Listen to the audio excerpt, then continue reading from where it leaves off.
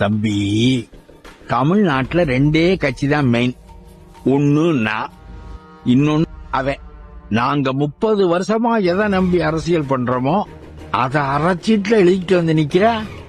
இதையெல்லாம் சால்வ் பண்ணா வறுமை போயிடும்.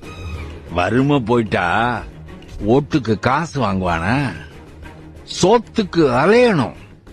வயிறு பசிச்சு காதுல நோய்ங்கும். அப்போதான் நாங்க கொடுக்கிற 5000 ரூபாய்க்கு நாய் மாதிரி வந்து ஓட்டு போடுவேன்.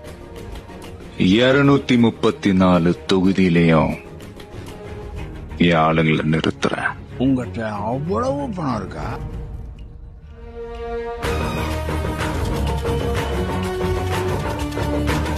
கேக்குதா சத்தம்?